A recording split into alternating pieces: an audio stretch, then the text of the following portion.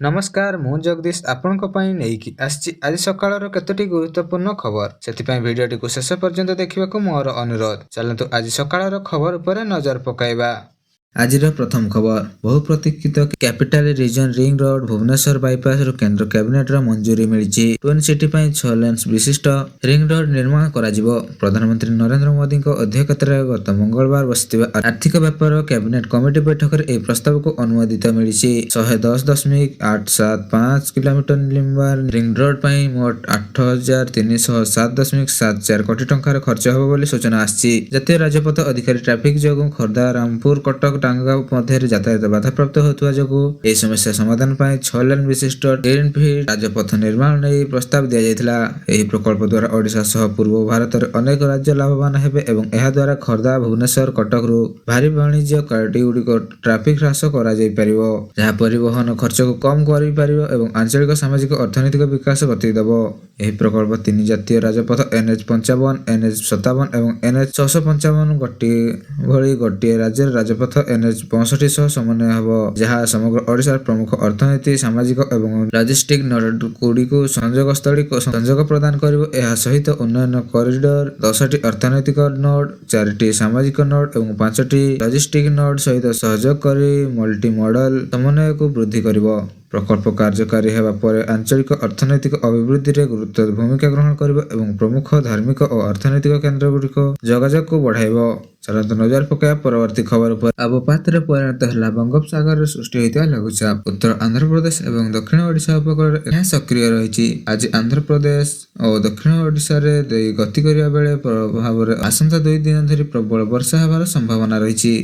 ବିଶେଷ କରି ଦକ୍ଷିଣ ଓଡ଼ିଶାରେ ବର୍ଷାର ପ୍ରଭାବ ରହିଥିବା ବେଳେ କୋରାପୁଟ, ନବରଙ୍ଗପୁର ଓ ମାଲକାନଗିରିରେ ପ୍ରବଳରୁ ଅତି ପ୍ରବଳ ବର୍ଷା ନେଇ ରେକର୍ଡ ଆଲର୍ଟ ଜାରି କରାଯାଇଛି। ଏହା ସହିତ କଳାହାଣ୍ଡି, କନ୍ଧମାଳ, ରାୟଗଡ଼ା, ଗଜପତି ଜିଲ୍ଲାରେ ଅରେଞ୍ଜ ୱାର୍ଣ୍ଣିଂ ଜାରି କରି ପାଣିପାଗ କେନ୍ଦ୍ର। ତେବେ ପ୍ରବଳ ବର୍ଷା ନେଇ ଆଜି ପାଇଁ 11 ଜିଲ୍ଲାକୁ ୟେଲୋ ୱାର୍ଣ୍ଣିଂ ଜାରି କରାଯାଇଛି। ସେହି ଜିଲ୍ଲାଗୁଡ଼ିକ ହେଉଛନ୍ତି ବାଲେଶ୍ୱର, ଭଦ୍ରକ, ଯାଜପୁର, କେନ୍ଦ୍ରାପଡ଼ା, କଟକ, ଜଗତସିଂହପୁର, ପୁରୀ, ଖୋର୍ଦ୍ଧା, ନୟାଗଡ଼, କେନ୍ଦୁଝର, ମୟୂରଭଞ୍ଜ। ଆନ୍ଧ୍ରପ୍ରଦେଶ ଏବଂ ଦକ୍ଷିଣ ଓଡ଼ିଶାର ଉପକୂଳରେ ବଙ୍ଗୋପସାଗରରେ ସୃଷ୍ଟି ହୋଇଥିବା ଲଘୁଚାପ ସୋମବାର ଅବପାତରେ ରୂପ ନେଇଛି। ଏହା ପ୍ରଭାବରେ ରାଜ୍ୟରେ ସାରା ଦିନ ବର୍ଷା ଲାଗି ରହିବା ବେଳେ କୋରାପୁଟରେ ସର୍ବାଧିକ 64.0 ମିଲିମିଟର ବର୍ଷା ରେକର୍ଡ ହୋଇଥିବା ବେଳେ ପାରଳାଖେମୁଣ୍ଡିରେ 79.6 ମିଲିମିଟର, ନବରଙ୍ଗପୁରରେ 33.2, ଢେଙ୍କାନାଳରେ 26.4 ମିଲିମିଟର, ମାଲକାନଗିରିରେ 21.2 ମିଲିମିଟର, ଭୁବନେଶ୍ୱରରେ 10.2 ମିଲିମିଟର ବର୍ଷା ରେକର୍ଡ ହୋଇଛି।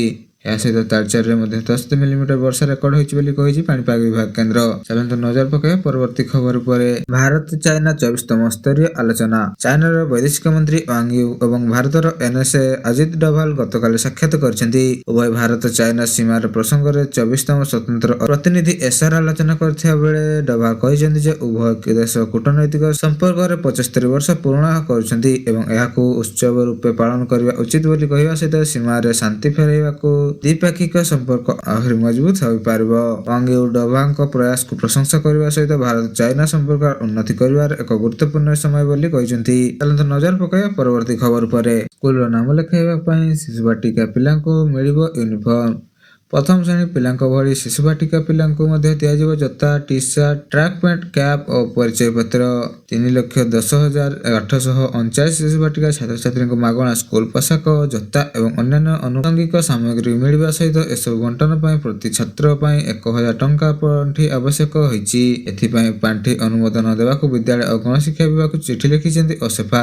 ଗୋଟିଏ ଶିକ୍ଷାବର୍ଷର ପ୍ରଥମରୁ ଅଷ୍ଟମ ଶ୍ରେଣୀ ପର୍ଯ୍ୟନ୍ତ ସରକାରୀ ବିଦ୍ୟାଳୟରେ 41,31,024 ଜଣ ଛାତ୍ରଛାତ୍ରୀ ନାମ ଲେଖାଇଥିବା ବେଳେ ପ୍ରଥମରୁ ଅଷ୍ଟମ ଶ୍ରେଣୀ ଛାତ୍ରଛାତ୍ରୀଙ୍କୁ ସ୍କୁଲ ୟୁନିଫର୍ମ ପାଇଁ ମୁଣ୍ଡ ପିଛା 600 ଟଙ୍କା ଲେଖାଏଁ ଦିଆଯାଉଛି। କିନ୍ତୁ ଶିଶୁ ବାଟିକା ପାଇଁ ସ୍ୱତନ୍ତ୍ର ପାଣ୍ଠି ନାହିଁ ଏବଂ ଏଥିପାଇଁ ପାଣ୍ଠି ଅନୁମୋଦନ ଦେବାକୁ ଓସେଫା ପକ୍ଷରୁ ଚିଠି କରାଯାଇଛି।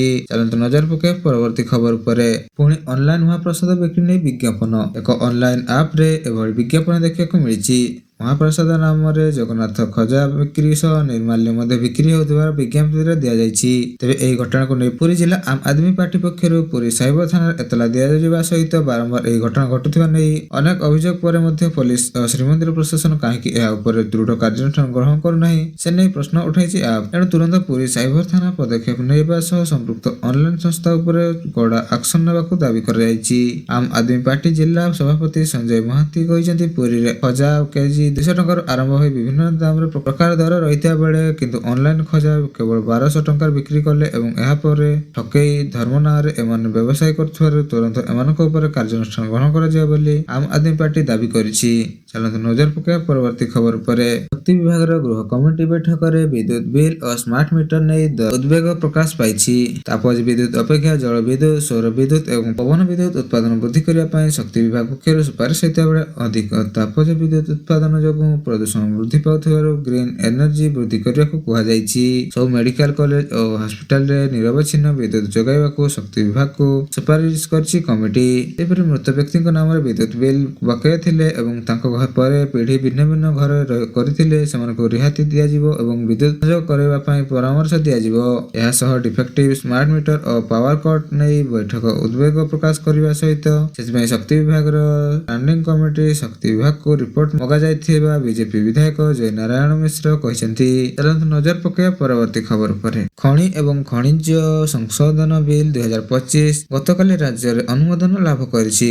ଲୋକସଭାରେ ଏହି ବିଲ୍ ପୂର୍ବରୁ ପାରିତ ହୋଇସାରିଥିବା ବେଳେ ଏହି କ୍ଷେତ୍ରରେ କାର୍ଯ୍ୟକାରୀ ରହିବା ପାଇଁ 1957 ଆଇନକୁ ସଂଶୋଧନ କରାଯାଇଛି। ପ୍ରଚଳିତ ଲିଗ୍ରେ ଅନ୍ୟ ଖଣିଜ ପଦାର୍ଥ ସାମିଲ କରିବା ପାଇଁ ଲିଗ୍ଧାରୀ ରାଜ୍ୟ ସରକାରଙ୍କୁ ଆବେଦନ କରିବାର ବ୍ୟବସ୍ଥା ଏବଂ ସଂଶୋଧିତ ବିଲ୍ରେ ରହିଥିବା ବେଳେ ଦେଶର ଖଣିଜ କ୍ଷେତ୍ରରେ ଅନୁସନ୍ଧାନ ପାଇଁ ପାଣ୍ଠି ଯୋଜନା ଲକ୍ଷ୍ୟ ନେଇ ଏକ ଜାତୀୟ ଖଣିଜ ଅନୁସନ୍ଧାନ ଟ୍ରଷ୍ଟ ପ୍ରତିଷ୍ଠା କରିବାକୁ ଏହି ସଂଶୋଧନ ବିଲ୍ ବ୍ୟବସ୍ଥା ରହିଛି।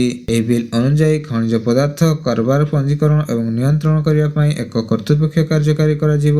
ଏହା ସହିତ ବିଲ୍ ଉପରେ ଆଲୋଚନାର ଉତ୍ତର ଦେଇ କୋଇଲା ଓ ଖଣିଜ ମନ୍ତ୍ରୀ ଜି କିଶନ ରେଙ୍ଗା କହିଛନ୍ତି ଯେ ଖଣିଜ କ୍ଷେତ୍ରରେ ସରକାର ନେଇଥିବା ପଦକ୍ଷେପ ଯୋଗୁଁ କୋଇଲା ଏବଂ ଖଣିଜ ପଦାର୍ଥ ଉତ୍ପାଦନ ତ୍ୱରାନ୍ୱିତ କରାଯିବ ଏବଂ ପ୍ରଧାନମନ୍ତ୍ରୀ ନରେନ୍ଦ୍ର ମୋଦିଙ୍କ ନେତୃତ୍ୱରେ ଦେଶର କୋଇଲା ଉତ୍ପାଦନ ପ୍ରଥମ ଥର ପାଇଁ 1 ବିଲିୟନ ଟନ୍ ଅତିକ୍ରମ କରିଛି ବୋଲି ମନ୍ତ୍ରୀ ଶ୍ରୀ ରେଙ୍ଗି କହିଛନ୍ତି। ଚାଲନ୍ତୁ ନଜର ପକାଇବା ପରବର୍ତ୍ତୀ ଖବର ଉପରେ। ଓଡ଼ିଶାର ଉଚ୍ଚ ପ୍ରାଥମିକ ଶିକ୍ଷା ନିର୍ଦ୍ଦେଶକ DHSC ରାଜ୍ୟର ବିଭିନ୍ନ ଉଚ୍ଚ ମାଧ୍ୟମିକ ବିଦ୍ୟାଳୟରେ ଏକାଦଶ ଶ୍ରେଣୀ ଖାଲି ଆସନ ପୂରଣ ପାଇଁ ଦ୍ୱିତୀୟ ପର୍ଯ୍ୟାୟ ଆଡମିସନ କାର୍ଯ୍ୟସୂଚୀ ଘୋଷଣା କରିଛି।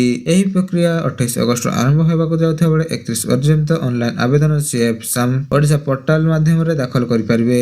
CHSC ଏବଂ ପୁରୀ ଶ୍ରୀ ଜଗନ୍ନାଥ ସଂସ୍କୃତି ବିଦ୍ୟାଳୟର ଅଧୀନସ୍ଥ ବିଦ୍ୟାଳୟଗୁଡ଼ିକର କଳା, ବିଜ୍ଞାନ, ବାଣିଜ୍ୟ, ଉପଶାସ୍ତ୍ରୀ ଏବଂ ଭୋକେସନାଲ ଷ୍ଟ୍ରିମରେ ଆଡମିସନ ହେବ ଏବଂ ପ୍ରଥମ ଚୟନ ପାଇଁ ମେରିଟ ଲିଷ୍ଟ 4 ସେପ୍ଟେମ୍ବର ପ୍ରକାଶ ପାଇବ ବୋଲି ସୂଚନା ଆସିଛି।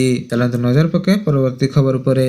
ଏସିଆ କପ୍ କ୍ରିକେଟ ପାଇଁ 15 ଜଣିଆ ଭାରତୀୟ ଦଳ ଘୋଷଣା ହେବ ଏବଂ ଗତକାଲି ମୁମ୍ବାଇ ଦିନ 12ଟା ସମୟରେ CCCI ଚୟନ କମିଟି ବୈଠକ ବସିଥିବା ବେଳେ ଦିନ 1:30 ଦଳ ଘୋଷଣା କରାଯାଇଛି। ଚୟନ କମିଟି ବୈଠକରେ ମୁଖ୍ୟ କୋଚ୍ ଗୌତମ ଗମ୍ଭୀର ସହିତ ଅଧିନାୟକ ସୂର୍ଯ୍ୟ କୁମାର ଯାଦବ ଉପସ୍ଥିତ ରହିବା ବେଳେ ସେପ୍ଟେମ୍ବର 9 ତାରିଖରୁ ଆରମ୍ଭ ହେବାକୁ ଯାଉଛି ଏସିଆ କପ୍। T20 ଫର୍ମାଟରେ ଖେଳିବାକୁ ଥିବା ଏହି ଏସିଆ କପ୍ ପାଇଁ କାହାକୁ ଦଳରେ ସ୍ଥାନ ମିଳିବ ଏବଂ କିଏ ବାଦ ପଡ଼ିବ ତାହା ନେଇ ଚର୍ଚ୍ଚା ଆରମ୍ଭ ହୋଇଥିବା ବେଳେ ଶୁଭମନ ଗିଲ୍ ନା ଯଶସ୍ୱୀ ଜୟସୱାଲ କାହାକୁ ମିଳିବ ସୁଯୋଗ ସେ ନେଇ ଏବେ ପ୍ରଶ୍ନ। ତା ଉପରେ ସମସ୍ତଙ୍କ ନଜର ରହିଥିବା ବେଳେ ମହମ୍ମଦ ସିରାଜ ଏବଂ IPL ଚମତ୍କାର ପ୍ରଦର୍ଶନ କରୁଥିବା 17 ବର୍ଷୀୟ ବୈଭବ ସୂର୍ଯ୍ୟବଂଶୀଙ୍କୁ ମଧ୍ୟ ଟିମର ସୁଯୋଗ ମିଳିପାରେ। ସେପ୍ଟେମ୍ବର 9 ତାରିଖରେ US ଟୁର୍ଣ୍ଣାମେଣ୍ଟ ଆରମ୍ଭ ହେବାକୁ ଯାଉଥିବା ବେଳେ USର 2 ସହରରୁ ଆବୁଧାବି ଏବଂ ଦୁବାଇରେ ସମସ୍ତ ମ୍ୟାଚ୍ ଖେଳାଯିବ ଏବଂ ଗ୍ରୁପ Aରେ ଭାରତ ସହ ପାକିସ୍ତାନ ଓ ଓମାନ ଏବଂ ଆୟୋଜନ US ରଖାଯାଇଥିବା ବେଳେ ଭାରତ ତାହାର ପ୍ରଥମ ମ୍ୟାଚ୍ 10 ତାରିଖରେ US ବିରୁଦ୍ଧରେ ଖେଳିବାକୁ ଯାଉଛି।